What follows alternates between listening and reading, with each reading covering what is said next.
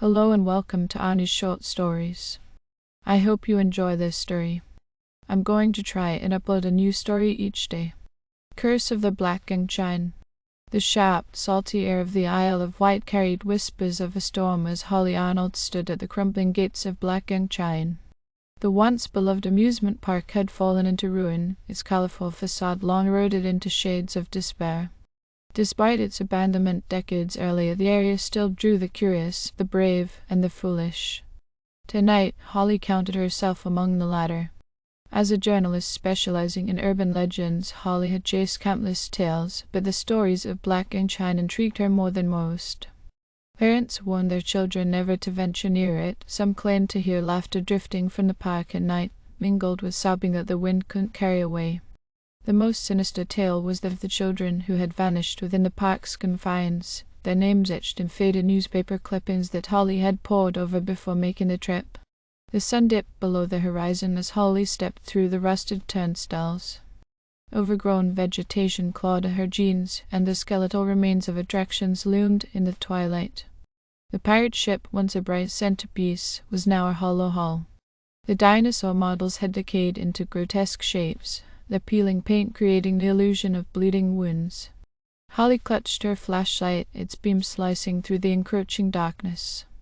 Her heart thudded as she followed a crooked path toward the old rumpus mansion, the park's once beloved haunted house. A local had told her it was where the laughter was loudest. The mansion stood before her, its warped wooden boards groaning in the wind. Holly hesitated. The door hung ajar, swinging lazily on its hinges as though inviting her in. Summoning her courage, she stepped inside. The air inside the mansion was heavy, stagnant, and far colder than the chilly evening outside. Her flashlight revealed a room frozen in time as though the guests had left in haste. Dust-coated furniture sat beneath cobwebs, and faint outlines of long, faded murals decorated the walls. Holly called out, her voice trembling. It echoed faintly before silence reclaimed this space. Then she heard it, laughter. Soft and fleeting, it sounded as though it came from a child just around the corner. Holly's flashlight wavered as she spun toward the sound. "There's someone there," she called again. The laughter came again, louder this time, accompanied by the unmistakable sound of footsteps pattering across the floor above her. Her pulse quickened as she found the staircase. The wooden steps groaned beneath her weight, threatening to collapse with each movement. At the top, Holly paused. A child's giggle erupted from the darkness to her left. She turned her light toward it, revealing a long hallway lined with warped doors. One of them creaked open slowly, and Holly felt her breath catch. She stepped inside. The room was empty save for a lone carousel horse, its paint peeling and its glass eyes cracked. Holly approached cautiously, drawn to the eerie beauty of the relic. She reached out, brushing her fingers against its mane, and immediately recoiled. The horse's head snapped toward her, its hollow eyes meeting hers. The laughter returned, surrounding her now, and with it came a chorus of voices. "Stay and play." She stumbled back, her flashlight trembling in her grip as she aimed it around the room. Shadows danced on the walls, coalescing into small, childlike figures. Their faces were pale and translucent, their eyes pools of darkness. "You've come to play with us," one of them whispered. Holly stammered, but her voice failed her. "Stay with us forever," another said. Holly turned to run, but the doorway she'd entered through was gone. In its place was a wall of mirrors, each reflecting her horrified expression. She pressed her palms against the glass, frantically searching for a way out, but the mirrors began to ripple like water. The shadows closed in. Cold, clammy hands gripped her arms, her legs, her shoulders. She screamed, but the sound was swallowed by the children's laughter. "You can't leave." Holly struggled, but their hold was unyielding. The last thing she saw before the darkness consumed her was her reflection in the mirrors. But it wasn't her. The woman staring back had sunken eyes and a twisted smile, her lips mouthing words Holly couldn't hear. The next morning, the locals whispered about a flashlight found just outside Blackgang Chine's gates. Its batteries were drained, and no trace of the woman who had carried it could be found.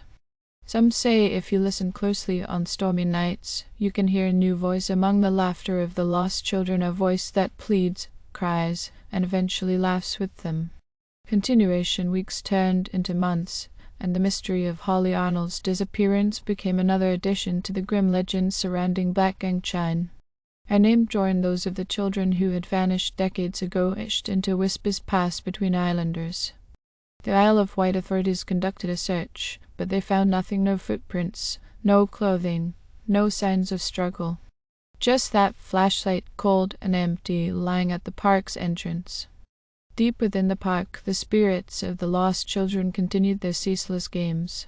Holly was among them now, her once vivid memories of the outside world dulled by the oppressive weight of the curse. At first, she had fought to hold on to herself, pleading with the spectral children for answers. "Why are you doing this? Let me go," she had cried. "You can't leave," one of the older spirits had told her. "But we tried." Holly learned the truth in fragments, piecing together the story from the children's fleeting moments of clarity. Decades ago, a greedy park owner had made a pact with something dark, an ancient force lurking beneath the cliffs.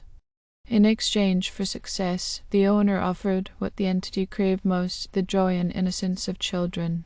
The pact worked for years, drawing crowds and filling the park's coffers. But one summer, the children began to disappear, their laughter echoing in the park long after their parents' desperate cries had faded. The park was eventually abandoned, but the curse endured. The entity had grown stronger, its grip extending beyond its original terms. Now it claimed anyone who ventured too far into its domain. Holly, like those before her, was trapped in a cycle of haunting play, her laughter mingling with the others. Yet beneath the surface, a flicker of determination remained. Unlike the children, Holly was an adult, a journalist who had spent her life unraveling mysteries. If there was a way to break the curse, she would find it. One night, when the ghostly games had momentarily ceased, Holly wandered the abandoned grounds. She avoided the other spirits, their laughter too unsettling, and made her way to the heart of the park, the cliffside cave hidden behind the Rumpus Mansion. The children had whispered about the cave in hushed tones, warning one another to stay away. It was where the entity resided, they said. The air grew colder as Holly approached the cave, her translucent form barely making a sound. The entrance yawned before her, its jagged edges resembling the teeth of some great beast. A faint hum emanated from within, a rhythm that seemed to vibrate in her very core. "But show yourself," Holly demanded. The hum deepened, transforming into a guttural growl. Shadows swirled within the cave, coalescing into a towering figure with glowing, ember-like eyes. "You dare disturb me," the entity rumbled. "I want to know why," Holly said. "Why trap us here?" The entity chuckled, a sound that reverberated through the cave. "You are my sustenance, your despair, your laughter, your innocence, they feed me." Holly clenched her fists. "What if I could offer you something more, a way to be free from this place?" The entity's eyes narrowed. "You lie, I don't," Holly insisted. "But I need a chance, the chance to break this cycle, if I fail." The entity tilted its head, considering her words. Finally, it nodded. "Very well, a game. Then, solve the riddle of this place and I will release you, and the others fail." The shadows surged forward, engulfing Holly. When she opened her eyes, she was standing at the park's entrance once more, her flashlight in hand. But the park was different now, restored to its former glory, vibrant with color and bustling with life. It was a cruel illusion, she realized, but one that might hold the key to breaking the curse. Somewhere within the park, the truth awaited her, buried beneath decades of sorrow and darkness. Holly tightened her grip on the flashlight and stepped forward. The game had begun. Continuation. Holly's heart raced as she stepped through the restored Blackgang Chine, now eerily alive with the sounds of joy. Families strolled past her, unaware of her ghostly presence. Children shrieked with laughter on the rides, the clinking of a carousel's calliope echoing like a haunting melody. Everything seemed perfect, too perfect. This isn't real. But if she was going to win this twisted game, she needed to play along. The entity had hidden the truth somewhere in this illusion, and Holly was determined to find it. She approached the Rumpus Mansion, now pristine and bustling with visitors. A cheerful attendant waved people through the doors, their face eerily blank, like a mask that didn't quite fit. Holly hesitated, sensing the malevolence seeping through the illusion, but forced herself forward. Inside, the mansion was alive with animatronics that moved fluidly, far too lifelike for their time. A mechanical pirate raised its sword, growling a haughty var, while a ghostly bride danced in midair. Holly's flashlight flickered as she passed them, its beam cutting through the illusory glow. A giggle erupted behind her. She spun around, her flashlight illuminating the face of a child, a girl no older than 7. The girl's eyes were too wide, her smile too sharp. "Are you here to play, Miss Holly?" Holly demanded. The girl's head tilted unnaturally. "We all know you. You're just like us now." "No," Holly said firmly. "I'm not like you." The girl giggled again, her laughter growing louder and more distorted until it filled the entire room. The animatronics froze, their mechanical eyes swiveling toward Holly. You can't leave until you find what he wants." The mansion offered no answers, only more questions. Holly pushed through the illusion, exiting into the park's maze-like pathways. As she wandered, her flashlight began to flicker more frequently, revealing flashes of the park's true state, ruined, overgrown, and suffocatingly dark. She passed the pirate ship, its sails now tattered and flapping in an unseen wind. The carousel stood still, its painted horses warped and twisted. Holly's stomach churned as she realized the faces of the horses bore faint resemblances to the children she'd seen in the mansion. "This is where it started," she whispered. The children were taken here first. Eventually, Holly found herself standing before the cave again. A sign above it read Adventure Caverns in bright, playful lettering, but she knew better. This was the heart of the curse. The cave pulsed with an unnatural energy as she stepped inside, her flashlight illuminating jagged walls that shimmered with an oily sheen. Deeper she went, the hum from before growing louder, transforming into a chorus of voices, children's voices. "Help us, don't leave us, we want to go home." There she saw it, a stone altar surrounded by shadowy tendrils that pulsed and writhed. Upon the altar lay dozens of objects, toys, shoes, and trinkets, all covered in dust and grime. "Their belongings," Holly murmured. The tendrils writhed violently as she approached. The entity materialized before her, its glowing eyes burning like coals. "You've come far, but this is the end." Holly raised her flashlight, its beam piercing the shadows. "These children trusted you once, they laughed, they played, and you stole them." The entity roared, the cavern shaking as its tendrils lashed out. Holly darted toward the altar, her hands closing around one of the trinkets, a small, rusted music box. As her fingers brushed it, a piercing scream filled the air, and the illusion of the park shattered.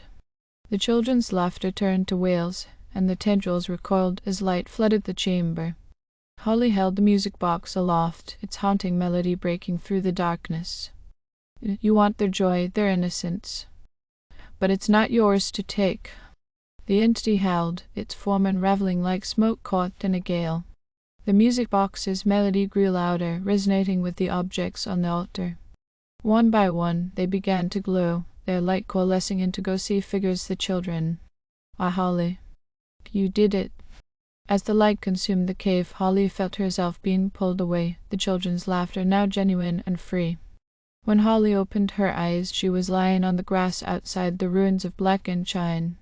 The park was silent, its haunting presence gone. In her hand, she clutched the music box, its once rusted surface now gleaming.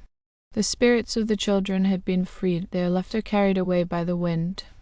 But as Holly rose and began to walk away, she couldn't shake the feeling that something was watching her, lurking just beyond the edge of the cliffs. The curse of Blackgang Chine had been broken, or had it merely changed? Thank you for listening. I hope you enjoyed this story. Please don't forget to like, and even better, like and subscribe. Thank you very much, and I hope you have had or have a great day.